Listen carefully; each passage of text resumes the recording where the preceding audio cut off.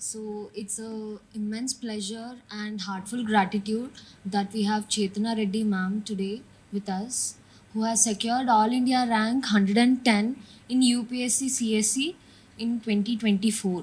She has graduated from Electronics and Communications Engineering in 2018, and due to her passion, she has quit her job and joined into her services in last year's attempt, in which she has cleared, and she joined into trade services, and she gave again her attempt in this year, and she could clear and make it up with 110 rank.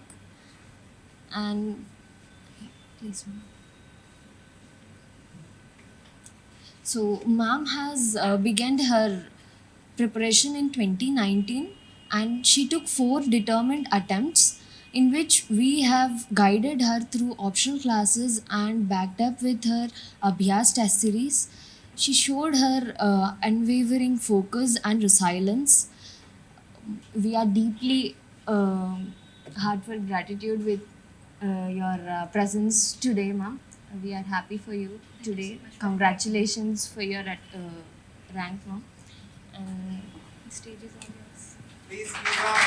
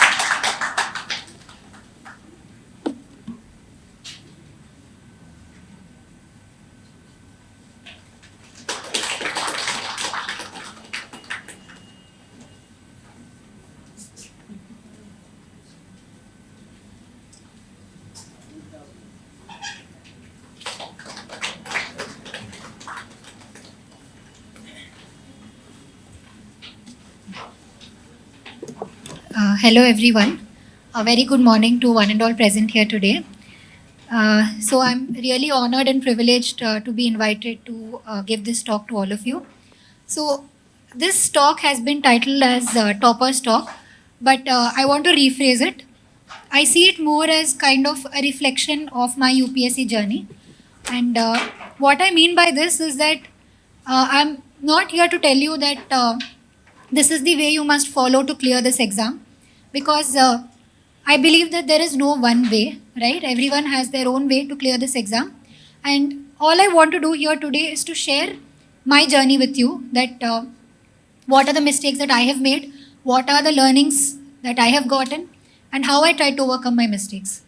And hopefully, you will find something useful here that you can take away and apply in your preparation. So, that is all this is about, right? So, I want to share my journey with you. So, can we have the next slide? Okay. Okay. So, before we begin, I just want to give you a brief background about myself. So, I'm a native of Hyderabad. I did my schooling in Hyderabad, and post that, I have done my BTech in Electronics and Communication Engineering from BITS Hyderabad. And after that, I had worked for 1 year for a semiconductor company called Qualcomm. And in 2019, I quit my job to prepare full time for this particular examination. After that, I had given 2 attempts in 2020 and 2021. And in both these attempts, I was unable to clear mains. So at that point, I was feeling very low and very lost, like I didn't know what to do. And that's when I decided that I will join a job again. And at that time, I joined a company called NVIDIA. And while I was working full time, I gave my third attempt. Now, in this third attempt, I could not give preparation as much time as I wanted to because my job was a bit hectic. But surprisingly, what I could, like, though I could not clear it in my first 2 attempts preparing full time, I was able to do it in my third attempt, where I secured a rank of 346. And I was allotted the Indian Trade Service. Post that, I have given one more attempt in 2024, which is this attempt, in which I have gotten a rank of 110. So this has been my journey. As you can see, there are a lot of ups and downs in this journey. And in today's presentation, I just want to reflect on it and how this journey has been. So this is the agenda for today. So I will try to keep the talk as short and crisp as possible so that there is more time for your questions. So this is the agenda for today. The first thing I'm going to talk about is what I believe has been the most important thing that helped me in this exam, which is analysis and introspection, right? If I can summarize like my learnings from this, it would be analysis and introspection. Like this is what has helped me across stages to improve my performance and get a good rank. Then I'm going to do a little bit of deep dive into prelims, mains, interview. Maybe we'll focus more on prelims because Ramya was telling me that a lot of your foundation course students, so maybe you may be more interested in the prelims part. Then I will briefly touch upon time management, note making, and some miscellaneous items. And towards the end, we'll have a short Q&A. So this is the very brief agenda for today. Okay, so this is actually a quote that I saw in some topper's blog, and it really resonated with me. It says, "Give me 6 hours to chop down a tree, and I will spend the first 4 sharpening the axe." See, for the longest time, I was studying a lot. Like I was putting in so many hours of study into this exam, but I was not getting any results. And it was so frustrating for me. Like I used to not understand that I'm studying so much, why am I not getting results? At some point, I realized the problem is not that I'm not studying enough. Problem is that I'm not analyzing what I'm studying, right? I'm not analyzing whether what I'm studying is actually useful for the exam. How are other toppers going about this? So the issue with this is like it's like you are playing a game, but you don't know or you don't understand the rules of the game. So you're just like running blindly in one direction, but that's not the right direction. So this is what happened to me in my first 2 attempts. So when I realized this in my 3rd attempt, I tried to correct this. So since most of you here are starting out in the very beginning, I would say that even before you start preparing, right, spend some time, good amount of time analyzing every stage of the exam, right? Like prelims, mains, interview, you can come to it a little later, but at least prelims and mains, sit and try to understand what is the demand of this exam. Like, because every stage has its own strategy and you need to understand that. So do that analysis. Look at the syllabus. That's your first point. Then look at previous year questions. Try to understand what topics are questions coming from. So this kind of analysis, if you do, right, it's something that's going to make your life a lot easier. Because for me, when I started the exam, first thing I did was buy the material, join a coaching, start reading. But before that, like there's a 0th step that you need to do, which is to analyze like what does it take to actually clear this exam. So you need to put time into this. And this is not a one-time process, right? Periodically, at periodic intervals, you need to keep introspecting what you're reading. Are you on the right track? This is something that is very, very important in my opinion, right? Because ultimately, self-awareness is what is going to help you. Like if you're aware of your own mistakes, if you're aware of where you're going wrong, you can correct it and you can improve. So this, I believe, is something that is very, very important.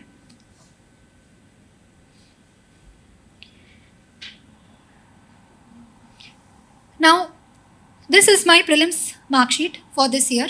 And prelims is one topic that I was fairly comfortable with across my 4 attempts. So I'm just going to talk a little bit about what actually helped me. How do I... Okay. See, the first thing that helped me personally was having limited sources. See, there's a lot of material in the market, right? It's easy to get kind of lost in that. So what is important, particularly for prelims, is that your basics need to be very strong. And for that, what helped me was having limited sources and repeatedly revising it. For example, for polity, the only book I read was Lakshmikant, just that. But I have revised it multiple times such that I have a very good grip over it. Like if there is any question which is coming from the book, I can definitely answer it. Similarly, for modern history, only Spectrum. But I was very thorough with it. Now, I do understand that for certain topics, there is no one good book. Like for economy, for instance, like there is no one good book which gives you all the information. But for that, what I did was I made my own notes from multiple sources. And that was my single point of revision, which I used to keep on revising again and again. So getting your basics strong, particularly in subjects like polity, economy, modern history, is something that's going to really help you with mains. Okay? Analyze previous year questions. So as I said, right, analysis is something which is very, very important, because how do you know when you're reading the newspaper what are the things you should read and what are the things you should ignore? Because there's so much of content, right? So the anchor for you is basically previous year questions. So sit down, look at last 10 years questions and see what are the topics that are being asked again and again. What are the topics that are scoring? So in my analysis, I found that the areas that I want to focus on, one is polity, right? Because the questions are mostly static, and if your basics are strong, you can answer them. So polity is an area that I give extra attention to. Economy, right? Basic principles of economy, supply, demand, interest rates. If you understand these concepts, you can answer them. Similarly, modern history. If you are strong with the chronology of events, right, you can answer a lot of questions. So analysis of PYQs is going to help you to understand what to read, how much to read, to what depth I should go into. That is something that is very important. Second thing, the way you must analyze previous year questions is not just the question. Options are also important, because if you have observed, option of 1 year becomes a question in the next year. So any option that is given, like for example, in some year they have given some options about some port cities like Puhar and something else. So note those down, read up on those, gather some information about those. So this is the kind of analysis you should do for previous year questions. And as I said, you have these compilations, right? Like subject-wise compilations, like for modern history, polity. So these compilations of previous year questions, if you can solve, it will be really helpful. For some subjects like science and tech, you can ignore it because that's very dynamic, right? That keeps changing year after year. But for polity, modern history, geography, ancient history, this kind of an approach of deeply analyzing the previous year questions really, really helped me with respect to prelims.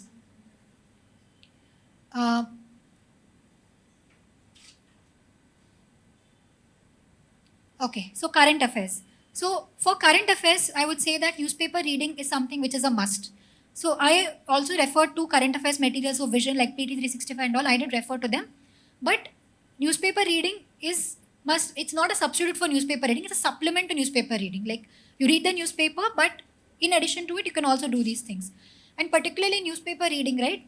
As I said, as you keep doing previous year questions, you will understand what are the things you need to read, what are the things you can ignore. Over time, you get this knack. So particularly you see, right, international affairs page.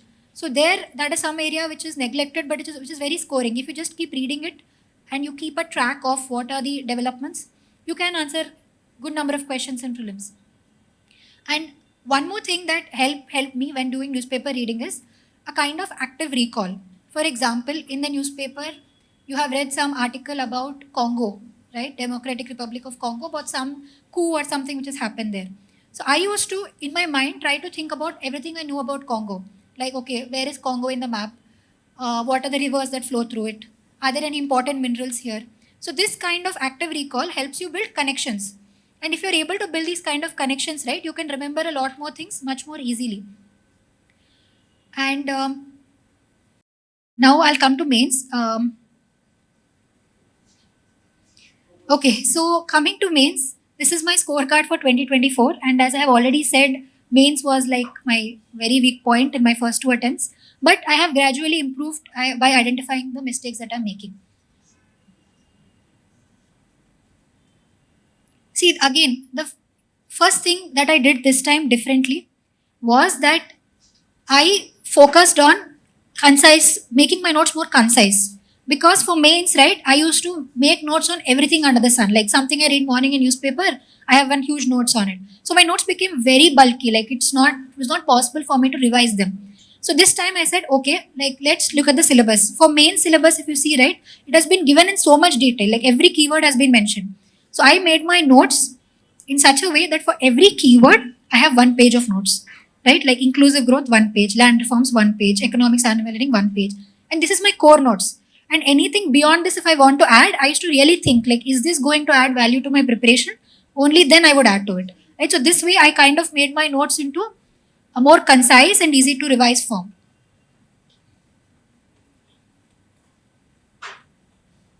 Again, PYQ analysis.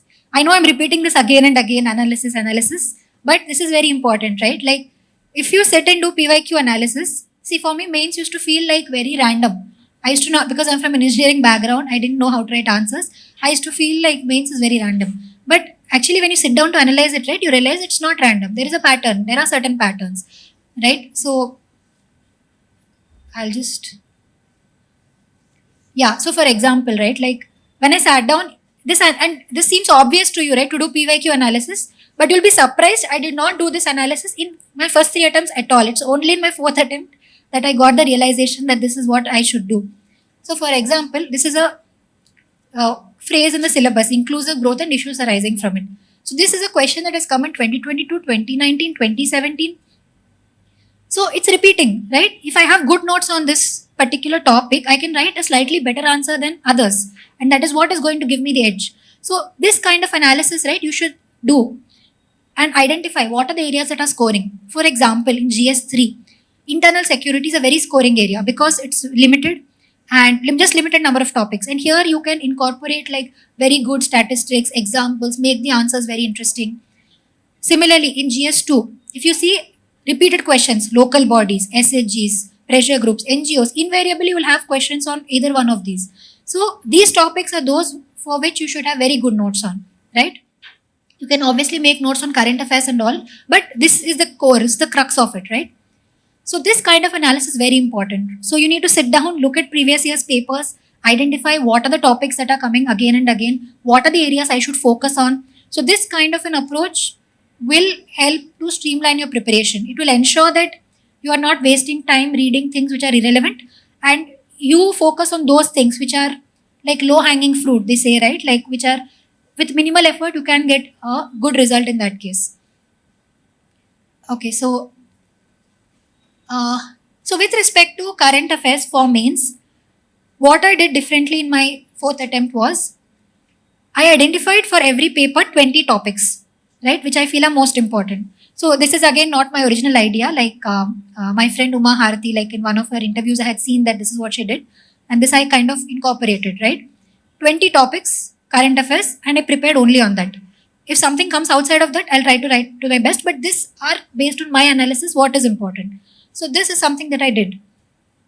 Next, toppers copies. So as I said, right, analysis. How do you analyze mains? Like for prelims, it's simple, right or wrong, it's very clear. But for mains, how do you analyze? So again here, toppers copies really helped me. Like I used to look at toppers copies of previous years and see and compare their answers to my answers. That how are they writing? How am I writing? And not just one topper, right? Like I should look at 3-4 toppers. Is there something common in the way they are writing? Is there some deficit in my answers? So this I've spent a lot of time analyzing.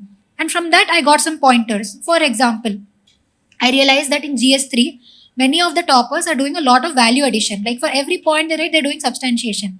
Whereas I am writing just point, I'm not doing substantiation. So this is an area I understood was like, I need to correct it in this attempt. Like I need to have good examples, good statistics, right? So this kind of analysis is very important. Again, value addition, right? So value addition is something that is like, tadka in food, right? Which can give you an extra edge if you have a good command over it. So here again, you can do value addition from newspapers. You can obviously pick up statistics, examples. Like in Hindu, if you see, right, there is one statistics section which comes in editorial towards the corner, right? Like from there I picked up, there was some graph on bills being referred to committees, for example, which I picked up from that and incorporated. So this you can do. But one more way is toppers notes. Lot of toppers share their notes on these kind of statistics, compile like value addition, they share their notes. So I used to straight away pick up from them. Like for example, from Dhatri Reddy ma'am's notes, I've picked up a lot of examples in ethics, right? Similarly, from Sai Kiran Nandala, his notes also I have picked up a lot of statistics in GS3, GS2. So this is like a faster way, right? But again, important thing here is not to dump a lot of statistics, but to think about where all you can use them. And I used to pick those kind of examples and those kind of statistics which I feel I can use in multiple places. Take something on female LFPR, right? Labor force participation rate.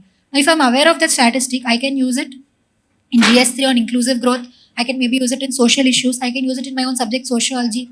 So these kind of statistics, which are you can use in multiple places. Those ones I used to give more emphasis to, right? Again, like minimum effort to remember, but maximum uh, maximum advantage.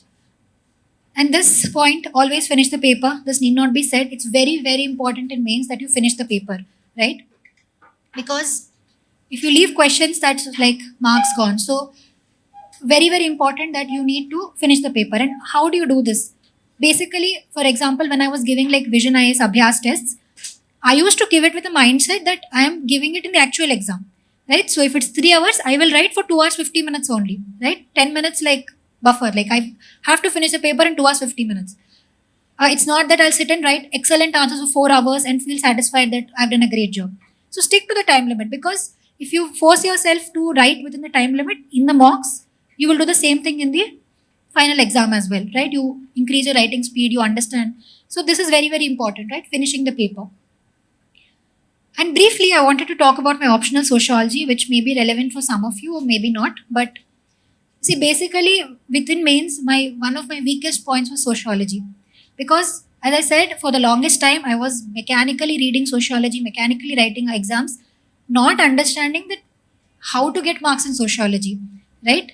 It's only in my third attempt that I actually sat down and thought like what is going wrong. And here I understood that I am not writing answers sociologically.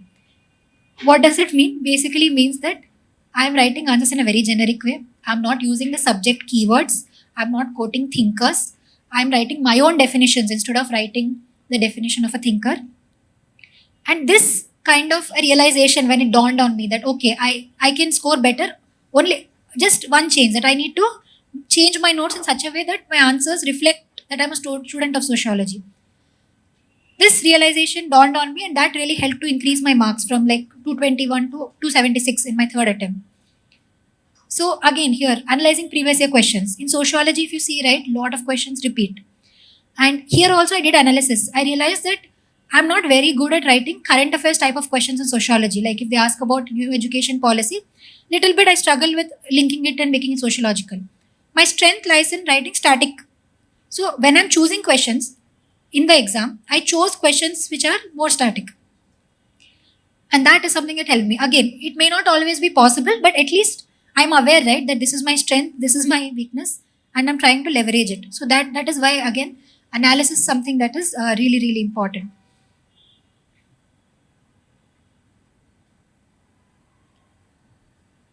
Okay, so here I'm just giving an example of how I have changed my notes this time to incorporate value addition. See, for the point itself is very short, like it just says subsidy burden. But I've substantiated it with a number, right? More than 2 lakh crore.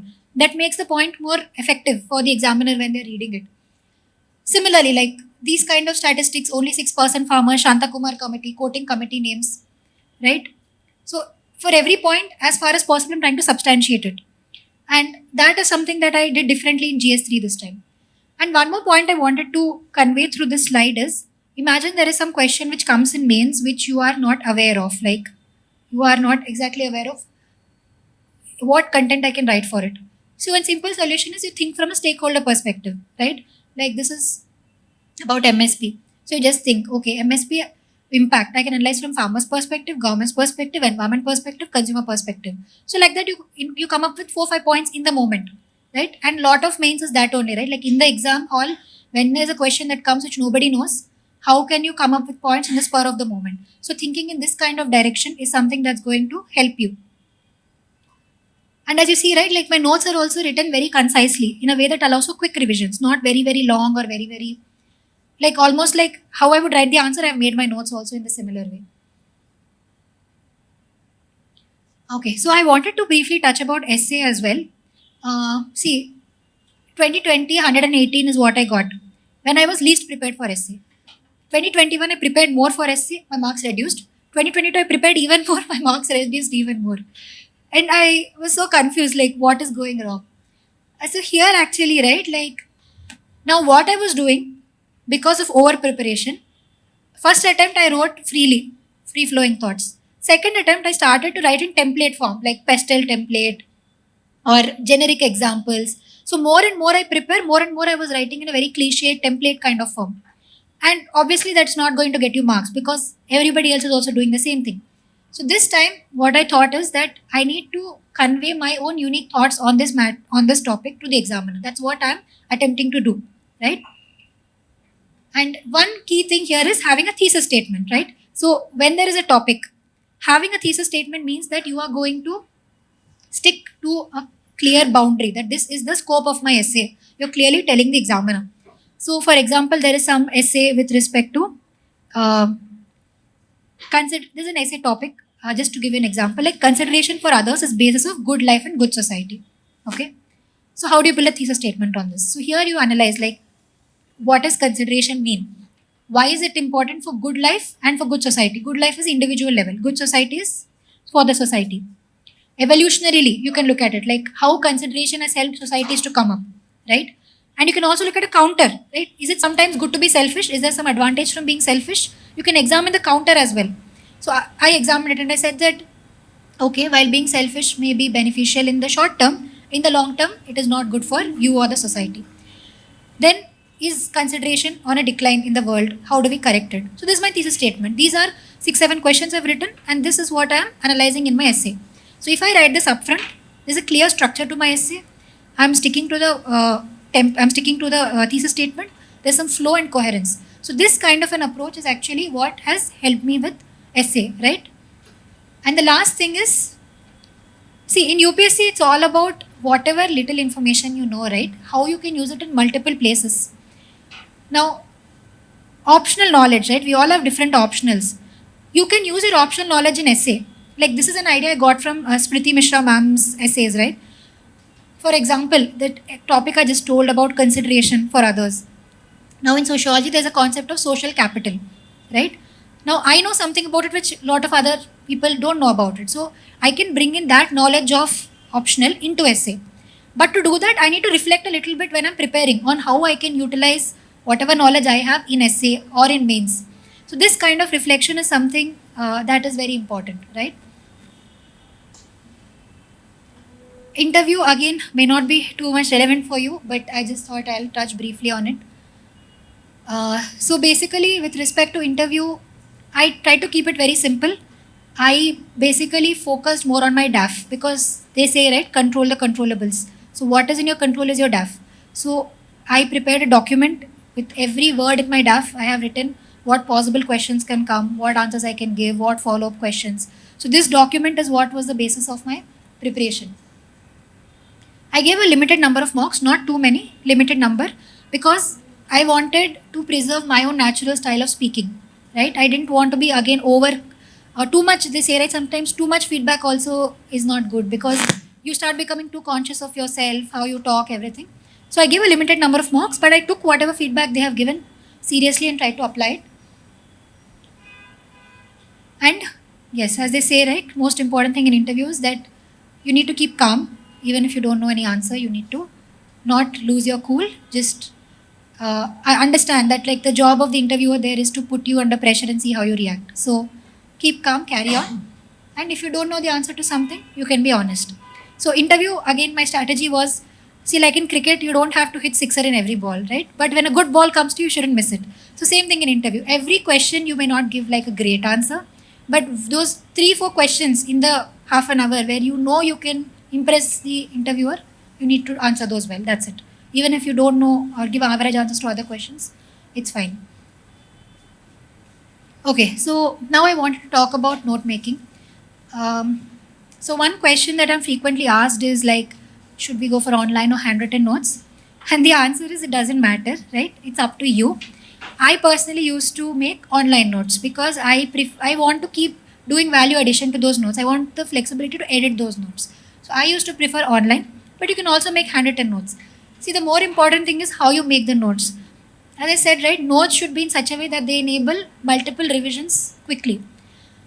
Particularly, like in for some subjects, right, I did not even make any notes. Like for prelims, Lakshmi Kant, I felt like I can revise this multiple times without any notes. Like why should I waste time making notes? But that's for you to decide, right? Like, you need to see, do I need to make notes on this topic? Am I comfortable reading from the book? And on how to make notes, again, like with respect to means, right? I again refer to a lot of toppers' notes, particularly for sociology. Like, I used to see how they're making notes, how they're incorporating examples. And one thing I observed in mains is most toppers have two notes. One is the main notes which they revise, and one like a quick revision, which will enable just before the exam, right? It's 3-4 pages which you can revise, and that has all the statistics and examples and all which you need on your fingertips. So this kind of thing I have adopted from them. So crux of it, you can make online notes, handwritten notes, but they need to allow for quick revision. They need to be in such a way that they are linked to the syllabus, right? It should not be like you've made notes on everything under the sun, because then it becomes very difficult to revise. Okay, so time management. So this is something that I wanted to talk about. See, time management is something that became extremely critical for me in my third attempt, because I was preparing, I was working full time, my job was hectic.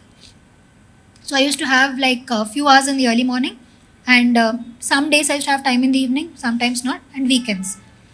See, the first thing that I did here was prioritize, right? Like, I know I have limited time, so it forced me to prioritize what is the most important things that I want to do this time.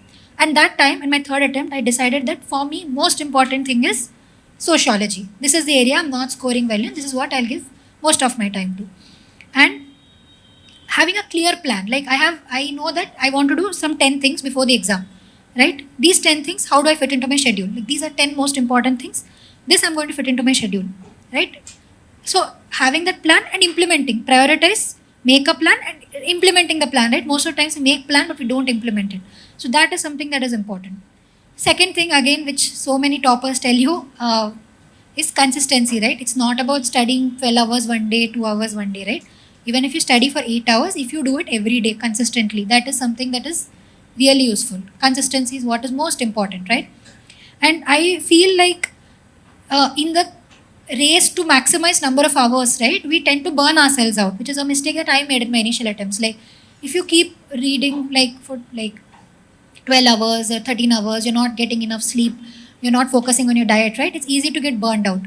Instead, right, find some number which you think is optimal, like which allows you to have your physical, mental health in a good way, and also study alongside it. That way, you're more likely to kind of stick to that schedule.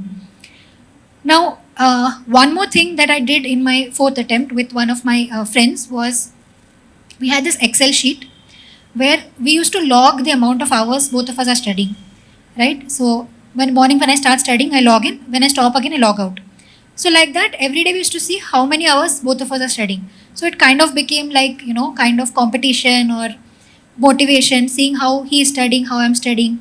So in this way, initially I started studying maybe like for 5-6 hours, and slowly over time I was able to increase that number to 9 hours, 10 hours as well, right? Gradually. So this kind of a Excel sheet tracking with some of your friends is something that you can also explore, right? Because you hold each other accountable for the studying that you're doing. So this is also one thing which has helped me in this attempt. Okay, and we almost come to the end of the presentation. So this is just some miscellaneous thoughts or reflections on my journey and what I want to kind of, what has helped me. See, one thing I feel personally is like having a plan B is something that's helpful, because this exam is so uncertain, right? Like, we don't know. Some of us do clear it in the first attempt, but some people like me may take more attempts. So having a plan B, like knowing that, okay, if this doesn't work out, what else can I do, is something that takes the pressure of the exam, right? Because you have a backup. And in fact, that's what helped me in my third attempt. When I was feeling very lost in the cycle, I knew that, okay, I have a job that I can do. I know that this is not the end of the world. So that is something that has helped me. So having a plan B is something that actually helps, is what I feel. See, find time for things you love. See, the first 2 attempts, the way I prepared is like, okay, I'm going to put all my social life on hold. I'm not going to do anything, any hobbies, nothing, only studying. Now, this kind of an approach is not sustainable. And in fact, it's going to affect your mental health very badly. So, if there are certain hobbies that you have, right, do try to find time for those hobbies or those things that make you happy, right? Like it's okay to take some time off from preparation to do those things.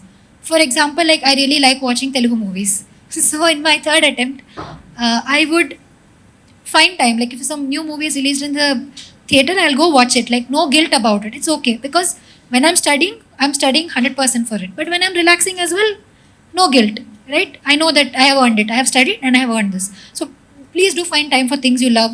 Hobbies like if you paint or you dance or sing, try to find time. It helps to make the preparation less monotonous.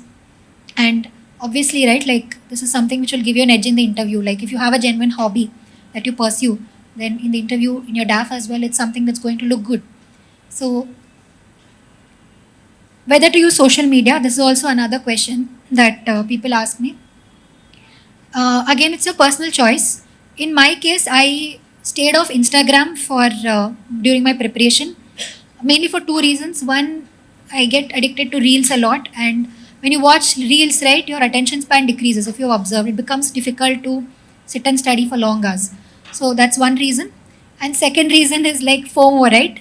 When you are on Instagram, you see your friends like traveling, partying, and you think, okay, what am I doing? So for my mental peace, I felt it's good to stay off social media.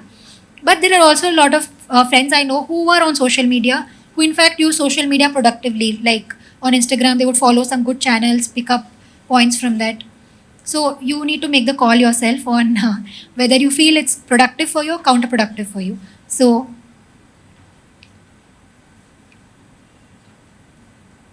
and yes, so with that we come to the end of my presentation.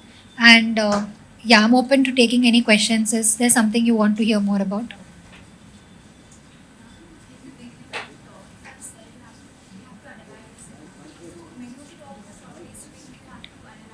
Hmm.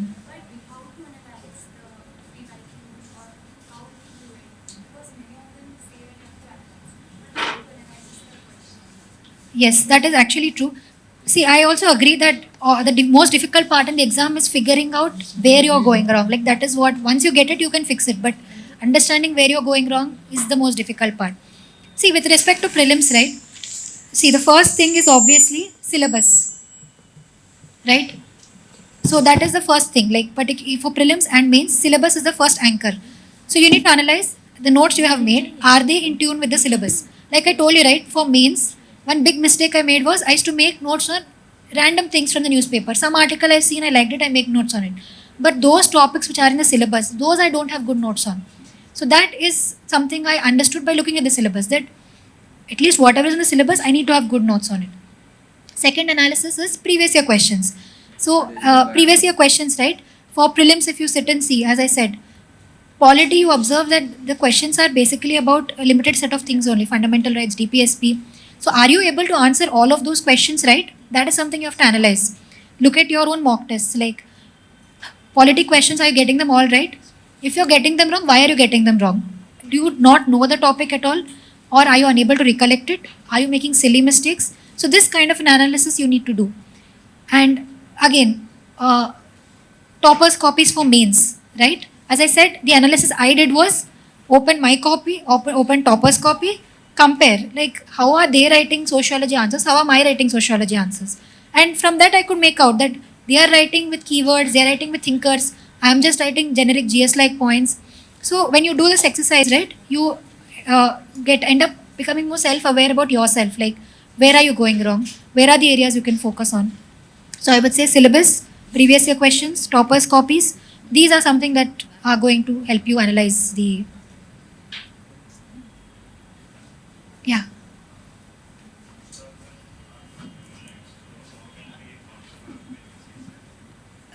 Can you please repeat it? Most of us are from humanites Okay. in bachelors. So how can we give time for CSAT? How can we counterpart with CSAT syllabus and Um, see, like with respect to CSAT, right? I think if you observe, there are certain here also there are certain patterns of questions that keep coming again. Like for example, questions with regard to time, relative distance. So these kind of questions are there. So for these, right, like you need to focus on getting the basics right, the formulas right. And any, like even for like vision CSAT material, it will have some basic formulas, right? So those you need to be familiar with. That's the first part of it. Second part of it is practice. Like for me, like with math, though I'm from an engineering background, because I have gotten a break from solving these kind of questions, right? Even I used to struggle a little bit with it. So I used to practice a lot of questions. Previous year questions, like I used to take last 10 years and just sit and solve them, right? And lot of those questions repeat, right? Like not exact question, but the theme of the question repeats. So with practice over time, you can understand how to solve those questions faster. And you also have the comprehension part of it, right? So so people have different strategies. Like some of my friends used to focus more on comprehension, like they are comfortable with it. Some used to do more on math because they are comfortable with it. I used to do a mix. Like I'll do some math questions, but I'll also do some comprehension. So when you keep solving these papers, right, you get a understanding of how you should approach the question, what are the areas you should focus on. So that way, I think, right, you can definitely do well in CSAT. Thank you.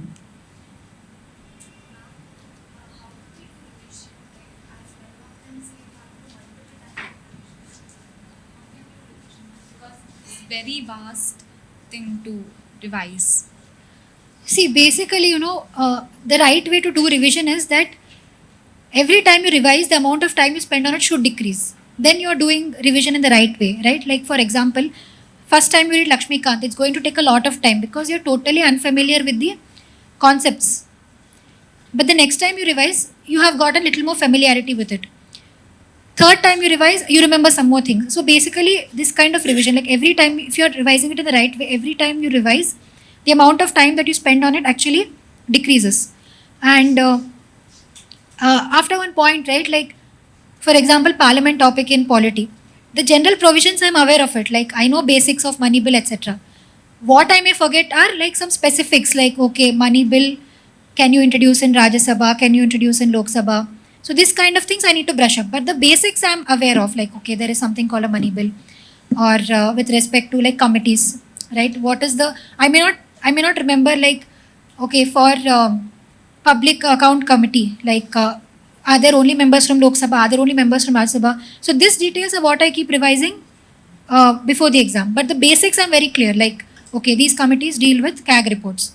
So this you should be aware. These little nitty-gritties, right? Then you can do faster revision because concept is clear. You are just revising the smaller nitty-gritties that you may forget over time.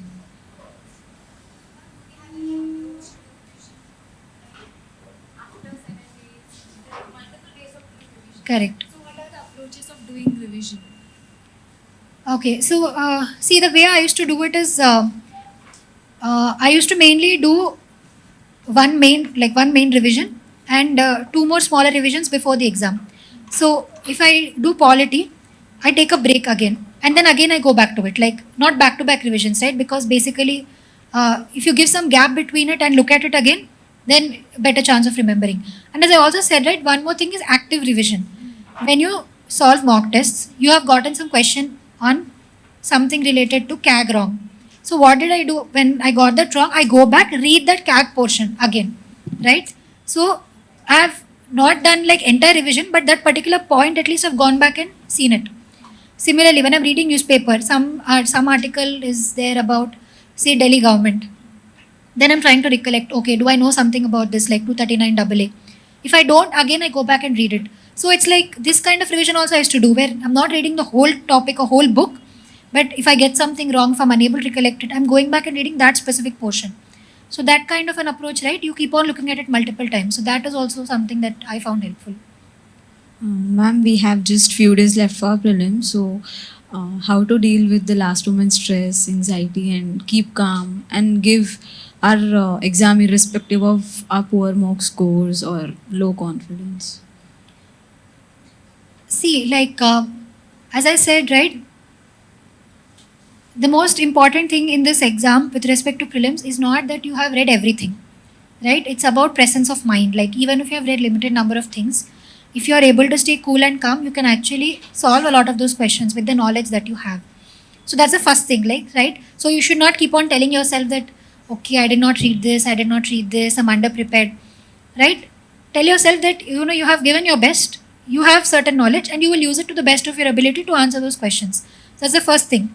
Because when you see a question in the exam that you don't know, your first reaction should not be panic or just skip the question. You should still try to attempt it, right? So that will come if you tell yourself that it's fine with the knowledge I have, I can still do it, right? And second important thing, as I said, is like, do things that you find relaxing, like listening to music, going for walks.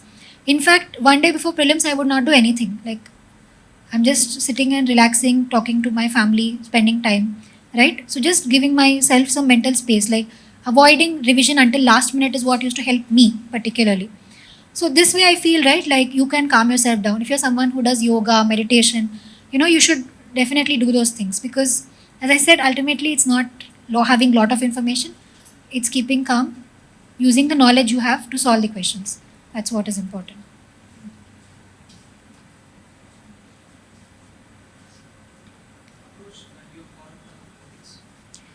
Okay, yeah. Ethics is something that I forgot to cover here. So again, like with respect to ethics, right? First, there are two parts to it. There's a part A and there's the part B, which is case studies. First thing I did with respect to my ethics notes was there's a very detailed syllabus given for ethics.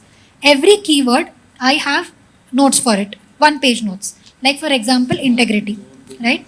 I have a basic definition of integrity. What are some challenges in practicing integrity? Why is integrity important? And some nice conclusions, like with some catchy quotes on integrity. And some examples. This is like my base notes. This is the base on which anything else that I build. So this is what I used to revise. Like keep my notes limited, I used to revise it. In ethics, right?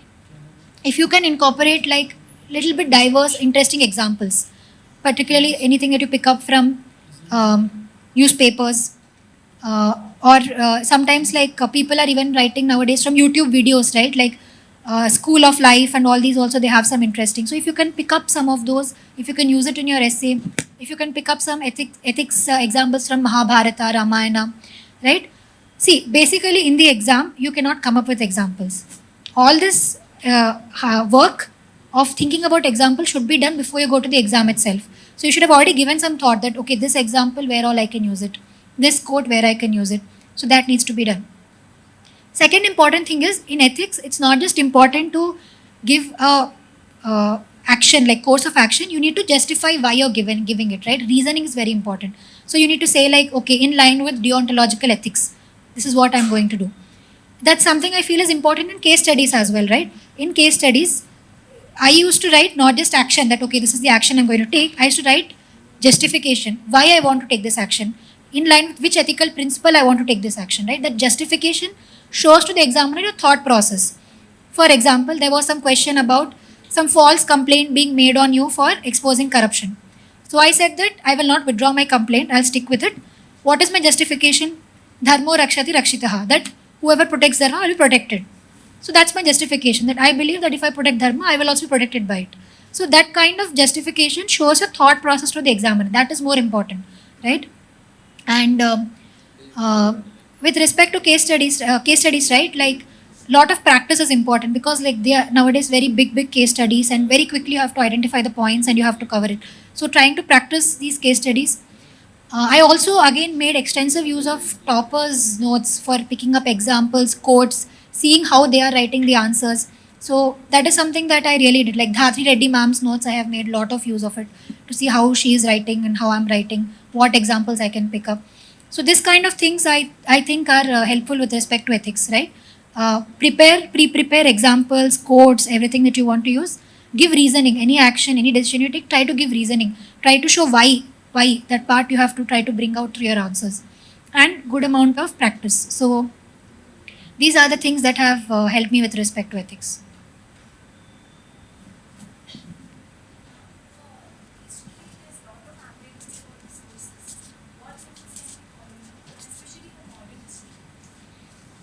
See, again, for modern history, I personally only refer to spectrum. Right, that's the only thing I used. And here, right, I used to again try to focus on getting the basics right, like chronology of events. If you're very clear about chronology of events, for example, you know that Gandhiji became active on the Indian political scene from 1915 onwards, for example, right? If there's some question saying, okay, Gandhiji was involved in some activity in, say, 1901 or 1902, that you know is wrong, right? You know that he was in South Africa. So that kind of thing. If you're clear about chronology, then it's something that's going to help you. And as I said, right, previous year questions. In previous year questions, you see some questions about some books that have been given, some leaders that have been mentioned. So try to, whenever you encounter any content related to those leaders, try to pay a little bit of extra attention to it, right? Because those points repeat. So definitely, as I said, I stuck to only one source, which is Spectrum. But I did a lot of analysis of previous year questions of modern history as to solve those questions, look at the options, incorporate it. So this is something that has helped me. Sources, ma'am. The sources for history. Sources, as you're saying, the books, right? Yeah. As I said, I used only one source, which is Spectrum. Okay, for ancient and medieval, actually, I had my own notes. So I read in old NCRTs for those, but I had my own notes because old NCRTs are very bulky to kind of revise, right? So I used to have very concise notes, like Indus Valley Civilization, for example, sites, what have been found in those sites, where like in an almost table format, like very quickly I can revise it. What are some important findings in each of these sites? Similarly for Cholas, for example, right? Terms. There's so many terms. You cannot remember them logically, so many. So what I used to do, whatever terms have been given in previous year questions, those at least I'm familiar with. Like if something comes from those, I can definitely answer it. So that is what I used to do. Like basics are NCRTs, but in my notes I have included things from previous years, and those I used to read. So this is basically what I did. NCRT, Spectrum. That's all I did. But again, right, basic thing is you can use any source. You can use Tamil Nadu, people use, right? But keep it minimum. Like if you're using that, if you find a good source, just stick to that. Don't have FOMO that I have to read everything. It's not possible to know all the no historian also may know, right? All the terminologies related to. So stick to one source, but try to do it as thoroughly as you can. Ma'am, should we also solve like 5 years mains questions and make notes out of the topics that are repeating and something like that? Yeah, definitely, right? Like, as I said, past, you can even look at like past 10 years, like what are the questions that are coming? You will see that there are a lot of questions which are repeating, like land reforms, economics of animal rearing, local bodies, SHGs, pressure groups. So these are topics in the syllabus itself. So you can underline that this topic in the syllabus is repeating multiple times, and I should read it. Renewable energy. You have renewable energy questions coming in GS3. You have renewable energy questions coming in GS1, right? So again, this is a topic which is scoring. Like if you have good content on it, you can do well in multiple papers. And even with respect to GS3 as well, like internal security as well, right?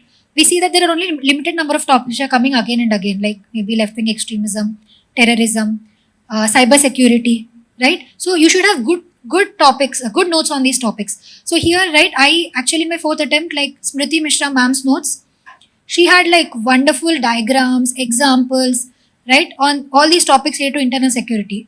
And it's just like 10, 12 odd topics, right? So if you identify those topics, prepare notes, you can write a slightly better answer than somebody else. That will give you the advantage. So this analysis is very important. Previous year question analysis, identifying what are the areas which are scoring, which you can pay some extra attention to.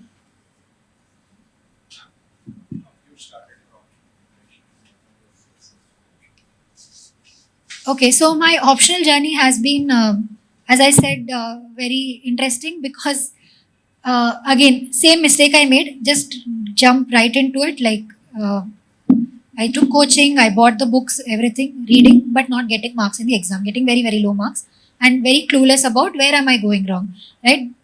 So it's only in my third attempt that basically I realized that I'm not writing answers sociologically. Like I have the sources, like I'm reading from Nitin Sangwan, right? Like I'm reading from that. I'm reading Harlan Bose. Okay, I'm reading them, but I'm not understanding how to write answers. So that's the first thing that you need to understand, right? How to make your answer sociological. You should not write it as a, and this maybe is applicable for other disciplines also, right? Like anthropology, etc. You need to write like a subject matter expert. That's true for any optional. So here, what I did in my third attempt was I kind of revamped my notes. Again, for optional, syllabus is given in so much detail, right? Like AR Desai is given, everything is given. So for that, every word in the syllabus, I have notes. And the notes are written in a way that help me write better answers. So definitions I have written of thinkers, not my own definition. Keywords, right? So every optional has certain keywords. If you use those keywords, then your answer becomes relevant for that optional, right? So what are those keywords? I made a list of those keywords, how to use them. Then I understood that I have to not write my views, right? They don't want to know the views of me. They want to know views of different thinkers on that matter. So I used to quote the views of different, again, it's not about quoting a lot of thinkers. You should quote thinkers with different perspectives. Like if you quote Durkheim, Marx, those are two different perspectives. So this kind of an analysis I did a lot, that how to make the answers more and more sociological. I looked at toppers copies like Dhati Reddy ma'am, Gunjita Agarwal, like how they are writing the answers. And also see one more thing I feel is every year like the standard of answers is increasing, right? So you need to look at what is the like, especially for somebody like me who is giving multiple attempts, you're stuck somewhere in your first two attempts only. You're doing the same things again and again. So you need to say this year, whoever have cleared, how their answers are looking like, what are the things they are doing. So I realized a lot of people are doing a lot of value addition nowadays. People are drawing graphs. So I also tried to up my game accordingly. So this kind of analysis is more important in sociology, in my opinion. Once you get that, you can definitely do well. Because if you see, right, sociology, lot of times, if you look at past 5-6 years papers, questions keep repeating, same questions again and again. And so that's why, right, like if you understand how to write sociologically, you can definitely do well. Should we make our own notes for optional? 100%, because particularly for sociology, right, there is no one source. So you can look at toppers notes and you can look at reference textbooks. That's how I did it. Toppers notes, the standard textbooks like Nitin Sangwan, Harlan Bose, and I made my own notes in such a way that allows for quick revision. So that's what I did. And test series, right? Test series is like you have studied, now you write test series to see are you in the right track. And the feedback you get from test series, you apply it back. If you feel like you're not doing well and they give you some feedback that your answers are not sociological, you go back, you change your notes. So that kind of a continuous feedback is required.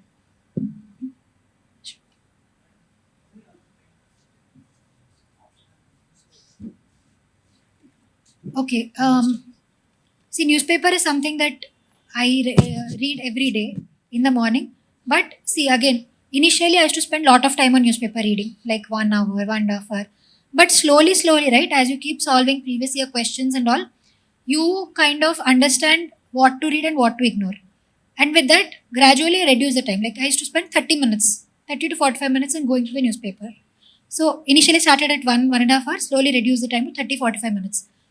So every day, but I do this exercise every day. Like every day I read the newspaper. No substitute for that.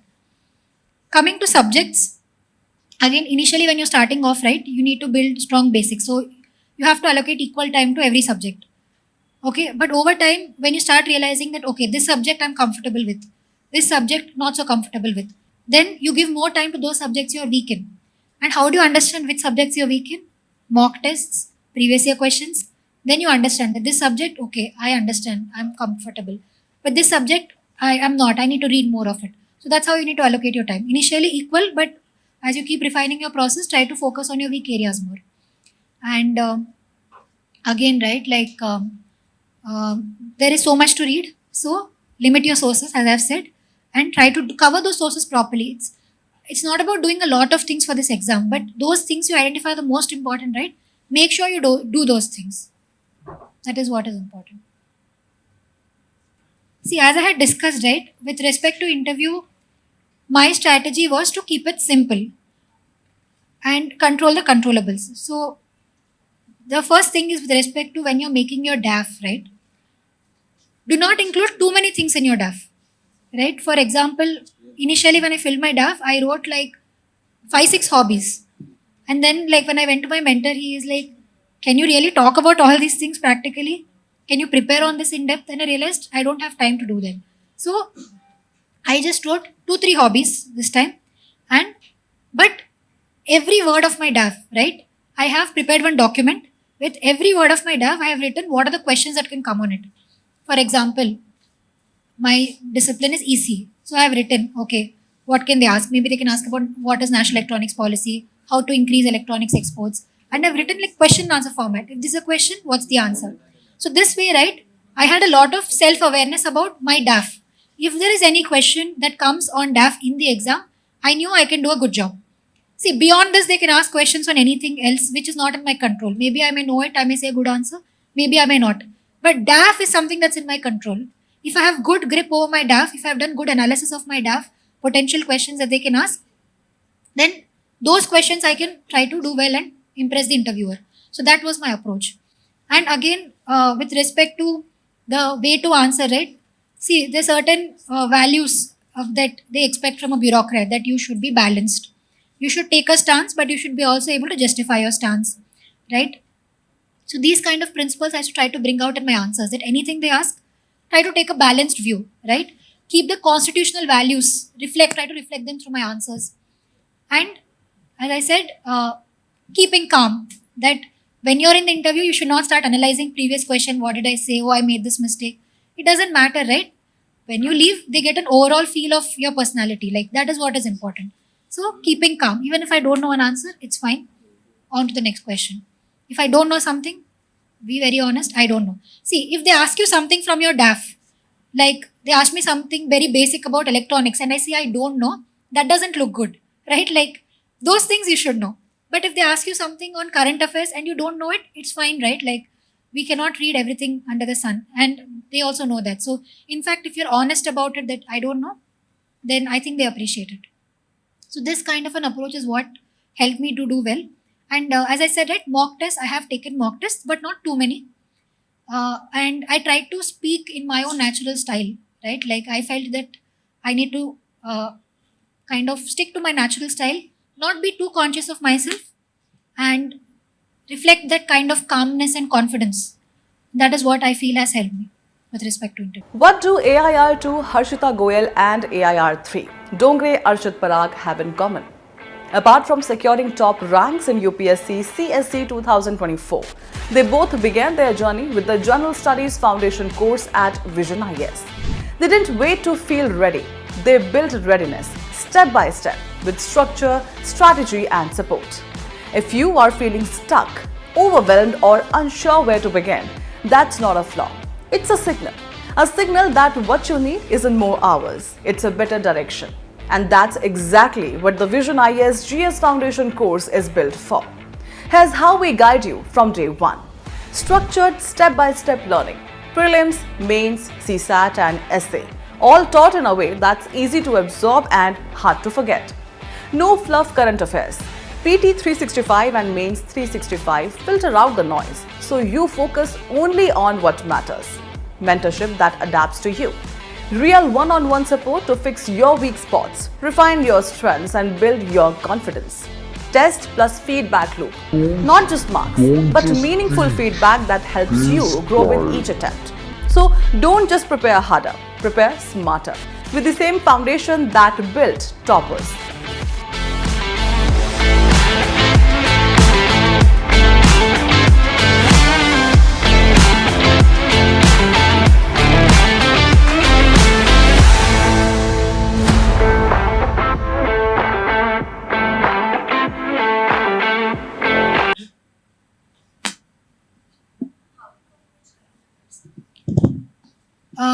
So as I said, right,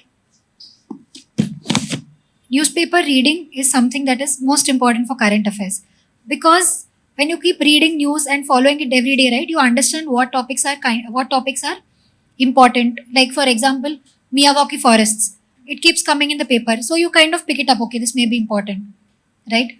Or something about as I said, international affairs, some conflict somewhere in Africa is coming again and again. Okay, this may be important. So newspaper reading is the fundamental. Second is you link PYQs with the newspapers, right? For example, if you look at PYQs, you understand that places are asked very often. Okay, so from that you understand that this is the current affairs I need to focus on. Science and tech, again, is something, if you look at PYQs, you realize, or at least I realize, that it's like sometimes you may be able to answer it, sometimes you may not be able to answer it. It's very vast. So that I would focus little less on, little more focus on international affairs. So your current affairs reading, if you try to keep linking it to PYQs, you can develop the knack of understanding what to read and what to leave behind. And then comes your other things like PT 365 and all, which before the exam can help you brush up on important things. And as I also said, right, linking current affairs to the static things. Like if you see something, as I said, about something about agriculture exports, right? Something about coffee exports you're seeing in the newspaper. So you try to link it back to a static thing. Okay, what do I know about coffee cultivation? What are the areas? So this kind of an active recall, right, is going to help you remember current affairs much more easily. As I said, you don't have to know all the current affairs. For example, I observed that government schemes is something that I cannot remember. There are so many nitty-gritties in that. Even if I try to sit and read it, it's not going to help me. So what I did, I just focused on those schemes which are coming frequently in the paper, like maybe PM Kisan, Ayushman Bharat. So just a handful of schemes, I would try to read basics of it. One more thing I did was, again, this was suggested to be by my mentor. Like I went and saw the ministries. There are many ministries, right? I went and saw the mandates of the ministries. Okay, Commerce Ministry, what does it handle? Home Ministry, what does it handle? And based on that, right, sometimes you can answer. If they say that, okay, this particular scheme is under this ministry, if you are aware of the mandate of the ministry, you can try to answer it, even if you have not exactly read about it. So I took this call that government schemes, I cannot remember current affairs, too much nitty-gritties, but international affairs, it's worth it. International affairs, I can link it back to geography, my knowledge of geography, right? So those, I try to focus more on it. Science and tech, again, something is coming again and again on quantum technology. Now that's worth focusing on it. They're talking about it, so it's likely that it's going to come in the exam. So at least some basics, if you pick up, you can answer it. So this is what you need to do, a trade-off, like which current affairs are worth focusing on, which are ones which you cannot reasonably remember, which you can skip. Again, it varies from person to person, right? You need to see which areas you are comfortable with. So I would say come up with your own strategy for current affairs on based on whatever I have said.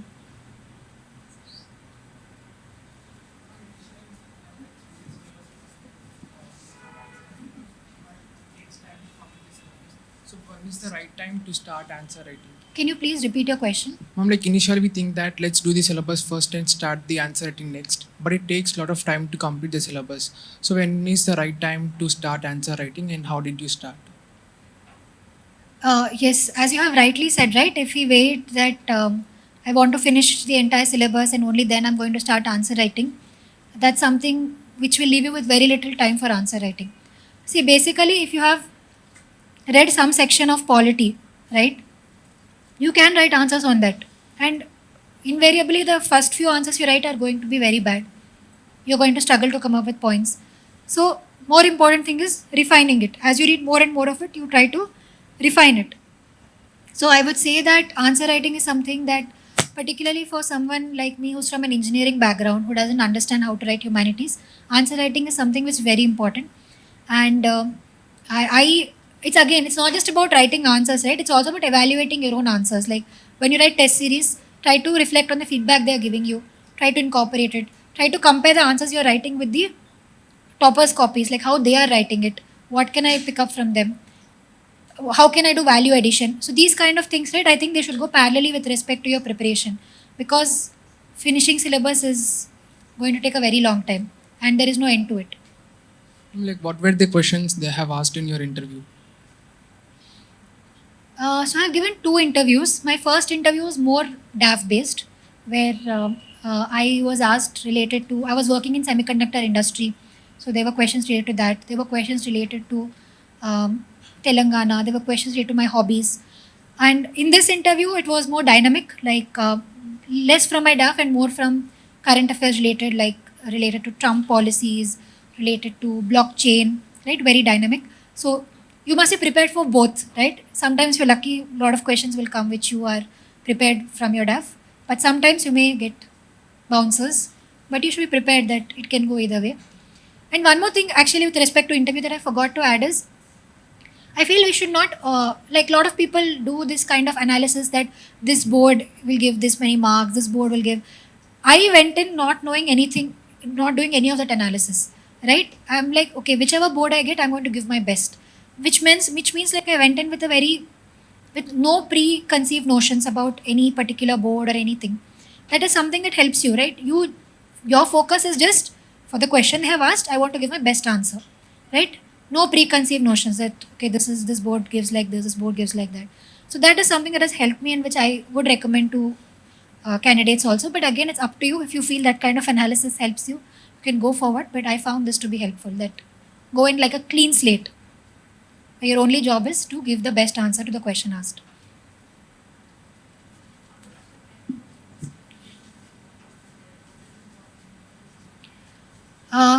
See, here there are two parts of it, right? First thing, basics of your home state, like Telangana. I actually referred to Anudeep Duri Shetty sir's notes. In that, he had given some very basics, like, okay, how many districts are there in Telangana? What are the various schemes? Very basics, like, you need to be aware of those things, right? Telangana movement. What is the GDP of Telangana, right? Like, if you are a well-informed person, what are the basic things you should know about Telangana? The economic, geographical, political, social aspects of social indicators. So this is the base. So this you should be aware of. You may not get questions on this, but it's something that will help you answer. Like, it's the base on which. And second aspect is current affairs, right? In interview, if there is some issue related to Telangana that's again and again coming in the news, then there's a good chance that that may come in the interview. So those topics you can focus on, right? Particularly if something is coming in the current newspaper, discussed again and again at a national level, those topics you can focus on a little bit more. So first have the base where you understand the basics of Telangana. It's including its political, economic, social aspects. And as I said, this notes you yourself Google it, or you can pick it up from some toppers' notes. And on top of that, what is trending, what is coming in the newspaper is the add-on on top of it. So while reading the newspaper, we have our section, right, about our state. So we should go through that while we read the newspaper, or just before the interview would suffice? See, interview, personally in my case, like I have started preparing for interview properly only after mains, right? So after mains, I used to specially, like for mains and all, you don't need to focus on those aspects of Telangana and all, right? It's only for interview. So after mains, I started paying a little bit more of attention to those aspects, like Telangana, what is coming. So I think after mains is a good time to start preparing for your interview. I feel interview requires little less effort compared to prelims and mains, which are very vast and so much, right? Like, so once that is done, once your mind is a little free from that, you can start preparing for the interview.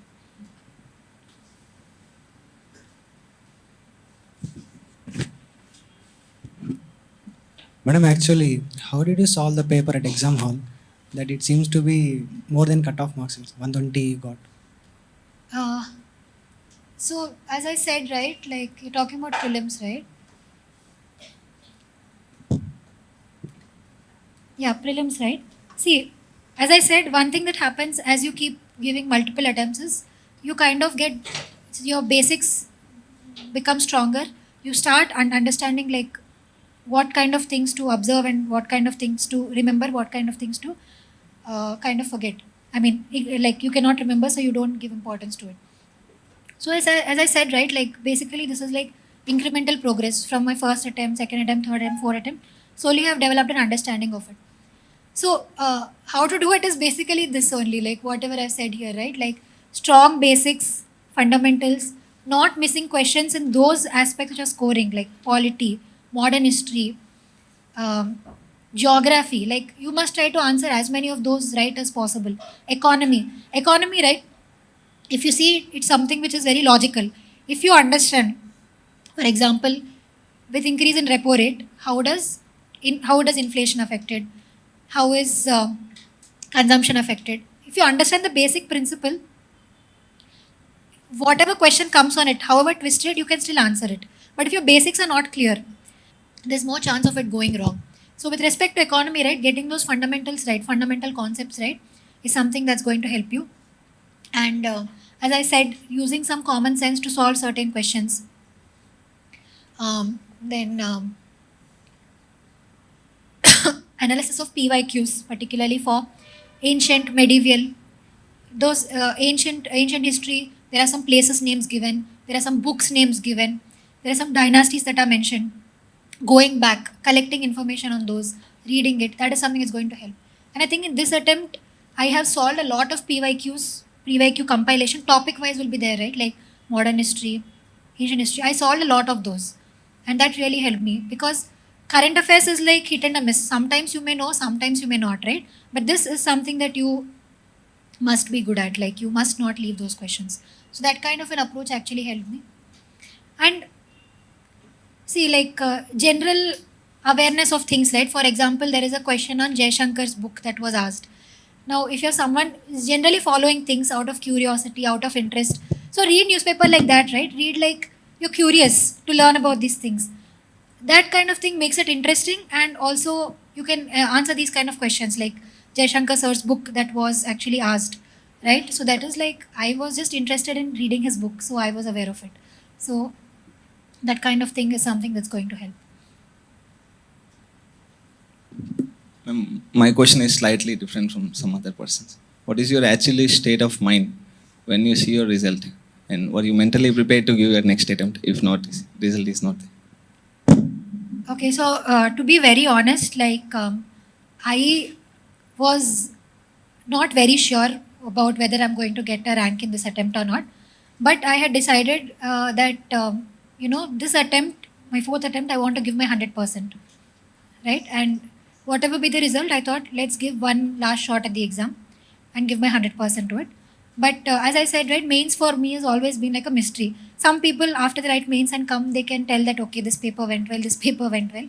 For me, I'm not very sure. Like, I don't know how it has gone. Like, so when I got the result, honestly, it was, first emotion was relief that, okay, for the effort I have put in, thank God, I have gotten the result. So it's kind of like a relief and a pleasant surprise. And I was not going to give another attempt. I thought that I have given my 100%. Like I felt like there's nothing I can do differently next time. So I was like prepared for whatever comes, but fortunately it was a good result.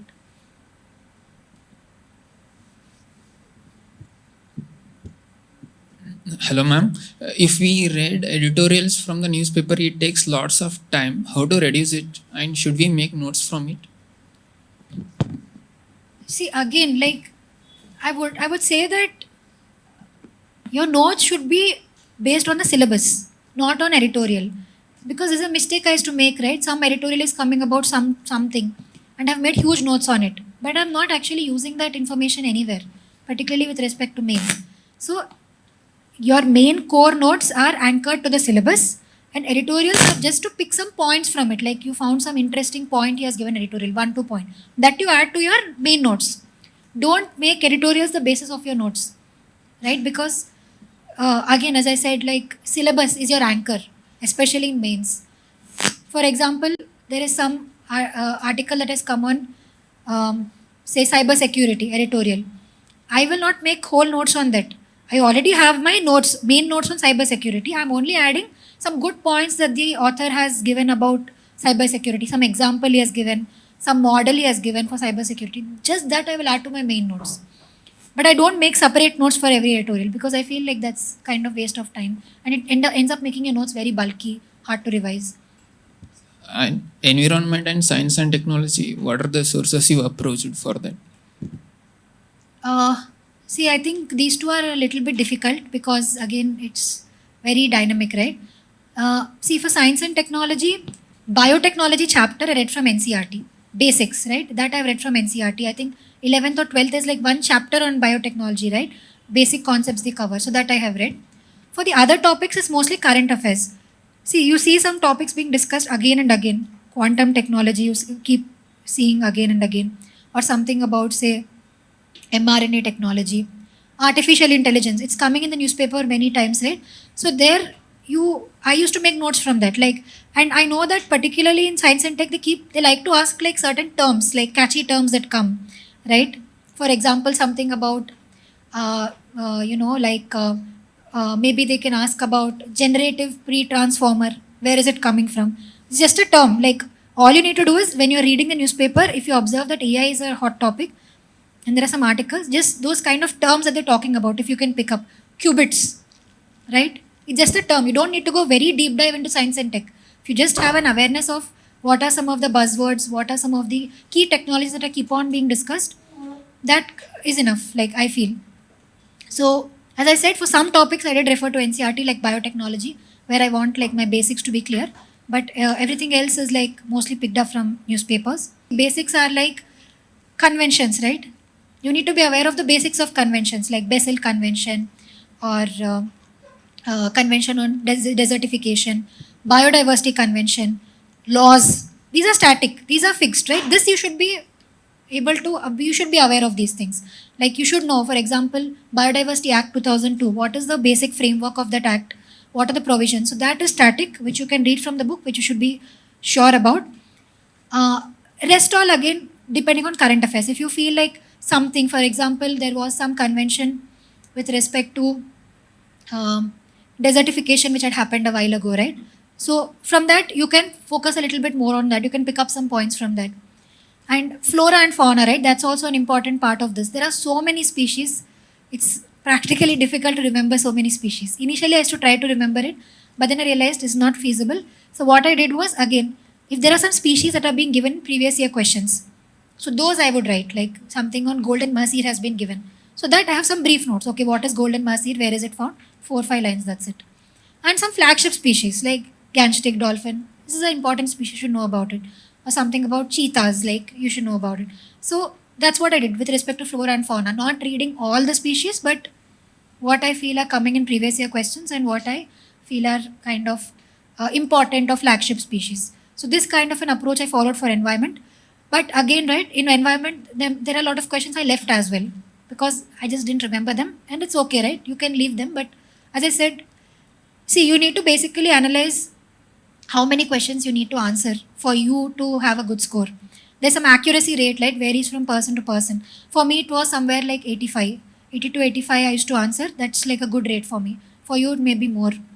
So you need to just, through mock tests, analysis, you need to figure out what is your accuracy rate, how many you should answer, how many you can leave. That will help. Yeah, okay. Okay, sure. Yeah.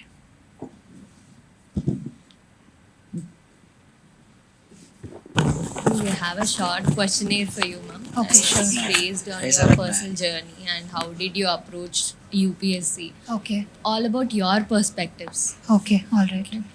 So, like, what inspired you to get into UPSC journey, ma'am? Like, specifically for civil services, what made you inspired for this? So for me, like for the longest time, I remember since my childhood, I used to tell everyone that I want to, come to the civil services. I think it's a mix of things. Both my parents are doctors, so from them, like this idea of serving the public and service is something that I always felt inspired by. And even in school, I used to participate in a lot of debates. And when you participate in debates, like I used to read the newspapers for the sake of the debate, like to get points. And also from that, right, slowly I started developing a kind of interest in current affairs and international relations and all of these. So I think that kind of has shaped my desire to come into civil services. So, like, who is the biggest inspiration throughout your journey? Civil servant in particular or anyone? Anyone, ma'am, who kept you driven in this preparation? It's been so many attempts you're keeping on giving. I would say it's my parents, I think, right? Somewhere, I think it's my parents who have encouraged me. Even when I faced two setbacks in my 2020 and 2021 attempt. It's my parents, particularly my father, who kind of supported me that, it's okay, even if you want to give the exam another time, go ahead with it. So I think for me, I would say my parents are really my inspiration that, just like how they serve the society as doctors, I also want to give back to the society as a civil servant.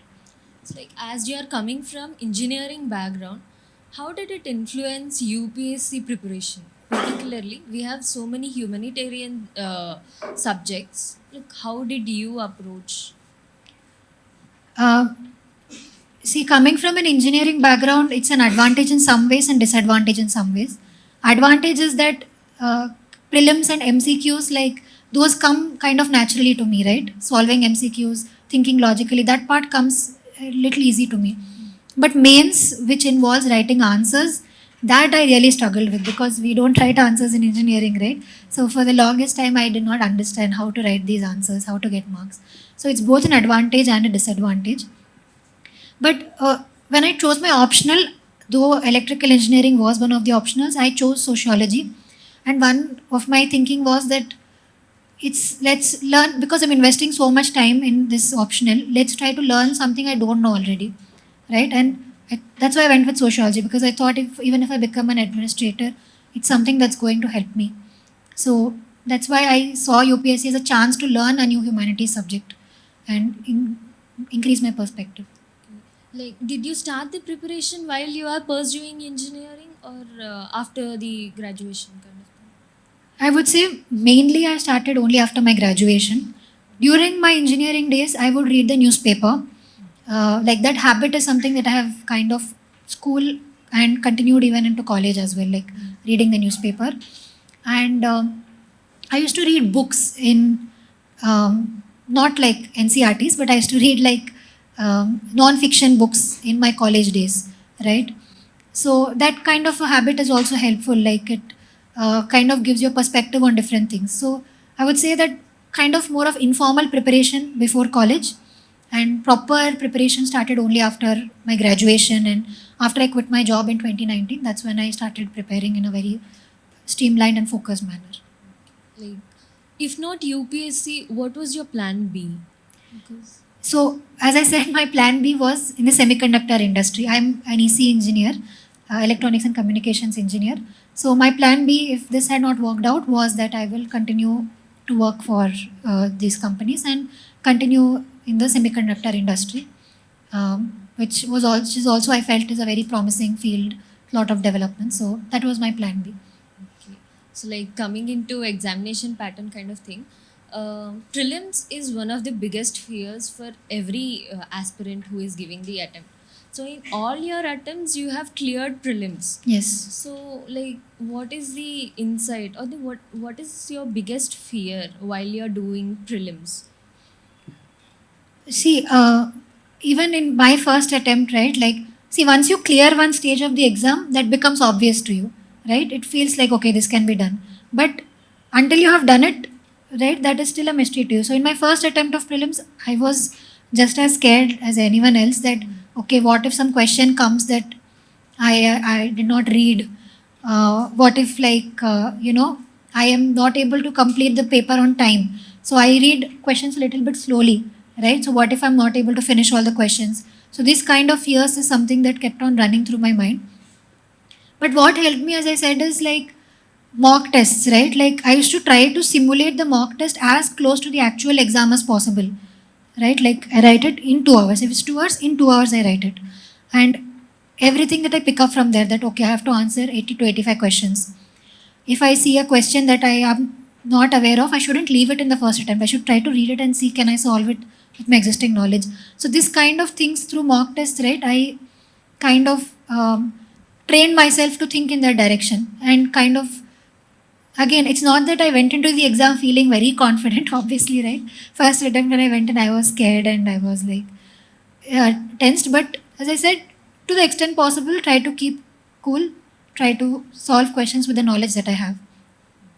Coming to mains, how did you approach writing essays? Because electric background or engineering background wouldn't have so much content to write there. So how did you develop the writing skills, answer writing skills? So as I said, right, my essay journey has been very interesting where the more I prepared, the more my scores kept declining. And in my fourth attempt, like this attempt, I again did well. So here my main takeaway with respect to essay is that if you see essay as a way to showcase your own unique thoughts on it, right? Not sticking to any one template like pestle template or using generic examples, but instead seeing that, okay, this is a canvas, it's a blank canvas for me where I can show the example. This is a paper which allows a lot of creativity, right? Lot of freedom. That's also bad in a way that you can write anything, but it's very easy to kind of lose track of it. So it's a way for me to showcase my creativity, but within a certain boundary that I take the essay, write a thesis statement, and answer. Thesis statement is like a series of questions. And in my essay, I answer the questions in a coherent manner with a certain flow. So this was my simple approach this time, that unique thoughts, have a thesis statement, and think of it as a way to showcase your creativity, your uniqueness. And that is something that helped me to again improve my scores, which had been declining in the first 3 attempts. So right now we have current affairs playing a major role in UPSC patterns. So right now we have Pahalgam attack going viral, and how you pick up the insights and use it in your answers. Might it be GS papers or might it be essay paper? How would you put in your insights? See, you find that there is many different kind of coverage of the news that is coming, right? And you can pick up different aspects from it. For example, like in Indian Express, they are discussing about the kind of missiles that were used, right? For example, they're discussing loitering munitions a lot, okay? Or they're discussing, for example, just an example, maybe something about guided missiles. So these points you can use in prelims. If they ask any question on loitering munitions, you have some understanding about what it is, right? Similarly, from mains perspective also you can look at this issue like internal security. We can look at terrorism as an issue. What are the steps that India has taken to counter terrorism? You can also look at it from an international relations perspective, India-Pakistan relations perspective. So same issue, same example, you can use in multiple places. But for that, we need to reflect on it, right? Like one example you have, if you think that, okay, where all can I use this? Where all can I use this case study?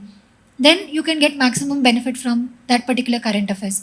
If you just read it in isolation, then can't apply it.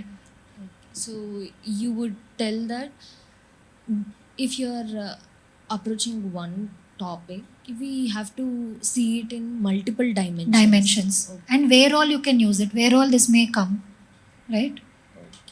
So, like after analyzing multiple toppers' papers, GS paper is found much difficult. Not more than 80 or 90 people are scoring. What was your insight for that? Like, how did you prepare? See, again, GS is like not one monolith, right? There's GS 1, 2, 3, 4. And for each of these papers, I did my own analysis, that look at the paper, understand which areas are scoring, which areas are not so scoring. And accordingly, I have come up with my own strategy. For example, like in GS1, geography. Geography is something I always used to neglect in my previous attempts. This time in geography, I actually put in some effort to get to prepare notes on the basics, right? And in geography, there's a lot of scope for drawing diagrams. A lot of people draw diagrams, which I was not doing. So that is some change I made this time, and which helped me, right? Like there was some question on auroras. I had limited content, but I had a good diagram to illustrate it. So in that way, I was able to write a decent answer. Similarly, social issues. For me, coming from like GS1 social issues, coming from sociology background, that's an area where with little effort, I can get good marks, right? Where I already have the basics. If I can get some interesting examples, I can score well in it. Similarly, in GS2, as I said, if you observe, invariably there are questions on certain topics, like some other the constitutional body comes every year, CAG or Attorney General. Then invariably one question comes related to vulnerable sections like women, children, poverty, etc. One question comes on local bodies, SHGs, pressure groups. So this way I have analyzed that, okay, this topic, invariably some other question comes. So that I have prepared very good notes on. And those notes are like lot of value addition is happening in those notes, because there I feel it's worth it to have some extra points, extra examples, because questions are coming again and again. But instead if I just prepare notes on some random topic from the newspaper, which may or may not come, I feel it's not worth it, right? So this analysis that which topics are more scoring, and on those I used to try to make very good notes, so that if the question comes, I need to write a slightly better answer than everybody else. That's it, right? That's the little bit of edge, like 1 mark extra in every question means you will score higher, right? Coming to interview kind of thing, what was the most memorable or surprising question that you were not expecting from the panel members and that was on to you, and what was it? How did you handle it?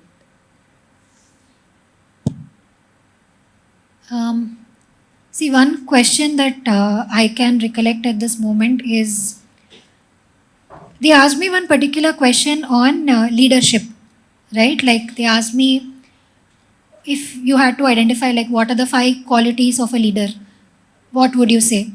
So, see, again, this is like a question I did not specifically prepare for, but I felt this is a question where I can kind of impress them, like try to tell them a good answer. So here I had basically said that a good leader is one who has two-way communication, right? It's not just that he or she is telling, but he's able to communicate with the leader. Second is someone who has a vision, right? That's what is difference between a leader and someone who is not, right? A leader has a vision for the future. Like, for example, Satya Nadella is considered a good leader because he had a vision for Microsoft. That not just today, but 10 years down the line, how is this company supposed to be? Third thing is emotional intelligence, right? Like how we praise MS Dhoni for his calmness in even difficult situations. Emotional intelligence is important. So in this way, right, like in the spur of the moment, thinking about the leaders that I have admired, I try to come up with an answer on what's a good leader. So that's one question I can recollect. So, like, what would be your advice to a freshly starting candidate? So, how to approach the examination kind of thing? The very basic thing. So as I was saying in my talk also, right, like if I had to go back 6 years back and do one thing differently, it would be this, that before starting the exam process itself, I will sit down and analyze every stage of the exam, like prelims, mains, these two mainly, interview, we can come to it later, that what is this exam all about, how to get marks for that particular topic. That I will do that only after I have a fair idea of it, only then I will jump into studying it, right? Because my process was like, first I'll study, then I'll give the exam, then I'll make a mistake and then correct it, right? But instead, if you get into it with some fair idea of what the process is like, then I feel like you have a better chance of clearing this exam as early as possible and not wasting a lot of years in it. Thank you so much for Thank your you so much. insightful answers, ma'am. Thank you so much for inviting me here. Your clarity has enriched our conversation. Thank you. Thank you so much.